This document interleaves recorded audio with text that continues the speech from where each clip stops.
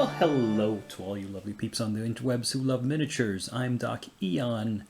It's a Monday, and I'm here to ramble.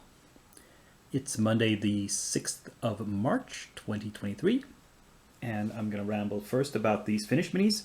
Oops, you can't see them all. So there's 4 figures from the Greek Odyssey expansion to Bones 5. We have a couple of satyrs in front, and a centaur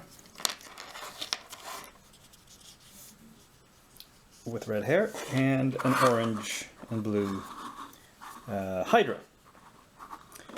Painted to my usual tabletop standard, which I consider semi-high tabletop. Perhaps not the highest, but I'm trying to get through these, and not as quickly as possible, but as quickly as possible while maintaining some kind of standards. And yeah, not much to say. They were all pretty fun to paint. Did I have any particular difficulties with these? No, not really. They were kind of easy. I had to repaint the skin, the horse flesh on the centaur. I got a very nice gradation from just doing a zenithal priming job and then using a light brown contrast paint. But then I messed that up while painting the other parts. So I had to go back and basically paint over much of it and try to reestablish the color.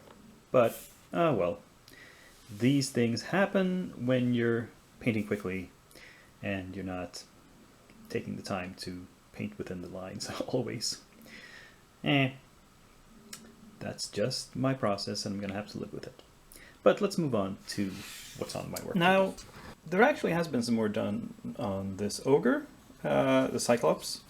It looks perhaps a bit washed out in the strong light, but I've painted the skin and the body hair, and I'm reasonably pleased with it. I can futz a little bit more with it to smooth things out. What I've got left is the base, okay, as you can say, the eye, the mouth, and the stuff he's holding in his hands. And also this idea I had of painting tattoos. I still don't know what sort of tattoos, because, so, it's just the parts of the skin that don't have hair, so I'm not going to do anything on this back. I might do something like on the shoulders, or on the face and the top of the head. But the chest, there's no reason because there's hair on most of it. So it's mostly the shoulders and arms, upper arms, and the head that might get some work done, so to speak. The harpies, I don't think have changed since last week. I put a thin coat of light brown contrast paint on the wings to see if I can make them stand out a bit more. Gonna keep working at that. And I have primed this guy and been working on some of the metallics. I want to have high contrast on them. I'm not doing NMM. NMM is for the birds. But I've tried to apply some NMM ideas as to how increasing the contrast in the metal, in the true metallic metals. But, so what colors am I going to use? I'm thinking a black hat and sort of blue-black, maybe boots and gloves, and a red dye. The body, I think, is going to be red. I think that'll be nice and dramatic. And, yeah, then we'll just have to see about the rest. And yeah, those are the works currently on my desk. So my backlog has been significantly reduced. And I'm hoping these 4 at least will be done by next week. Maybe not. The larger ones might take some more time. And here is where we find some mythical beasts who are assembled and gap-filled. You see the little discolorations there. Not yet primed, but they're just ready to be primed. The reason it took a little time was this dude. because the base, the body, and the 3 heads are separate pieces, and as you can see, I needed to gap fill the necks quite a lot. The fit was less than perfect, but because it's the neck, it's easy to hide. You just put some green stuff in there and you poke some sort of lines into it, and it looks like fur at a glance at least. The tricky thing about this was I had to reposition the legs. The feet have holes in them that go into pegs in the base, of course, but the legs were not properly positioned, so I had to heat them up and reposition them and cool them down. And also I had to raise them up on this side because the ground clearance of this head here on the side, you can see it's touching the base now. Before I reconfigured this foreleg, when I tried dry fitting it, the head would be below the base. The leg was too high up, so had to fix that, and it's sort of fixed. There's the feet are, if you look too closely at the feet, they seem, some of them, to be like floating slightly above the ground and not in the ground, but whatever. I don't think most will notice. But this is a lesson, kids. Always dry fit before you glue, because this kit was not perfect, but because it's plastic, the repositioning is pretty easy. That is, it's bones plastic, so you can just use the warm and cold water method. Yeah, anyway, they will go in the spray booth soon for priming, and maybe I'll even get a few coats of paint on them by next week.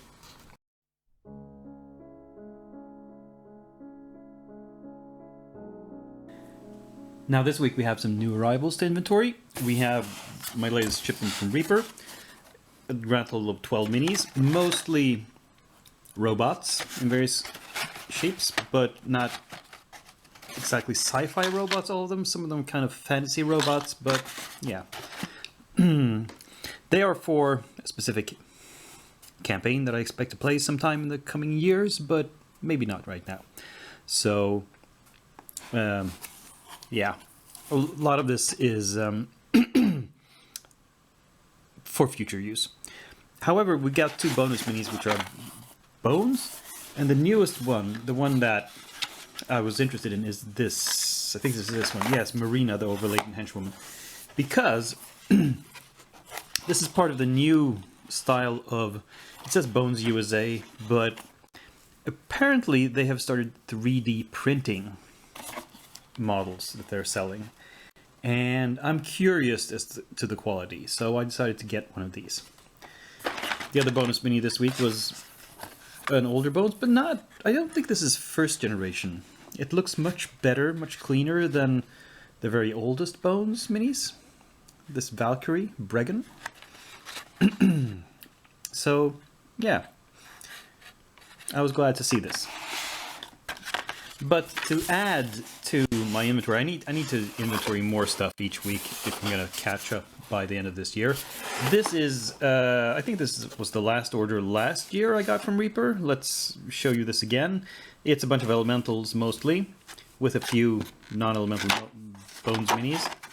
A total of 24 minis in this, and 12 in the other box, so that's 36 more to add to the inventory. Now, I think I actually do want to paint some things out of these 2 boxes, namely all the Bones stuff. So the 2 newest figures I got this time, and the bonus mini last time was this female scribe, Jolie, and then I got the 2 sets of caryatid columns. So leaving the Greek theme a little bit, though caryatids are a Greek mythology thing, I would say. Well, kind of. So we have 4, 5, 6, 7 minis, which is more than I usually start these days. But come on, these columns, they're just going to be stone. They're going to be very quickly and easily painted. so that's not going to be an issue. And yeah, so a brief pause in the Painting of the Bones 5 Kickstarter, but I think I needed that. I think I needed to relax from that a little bit.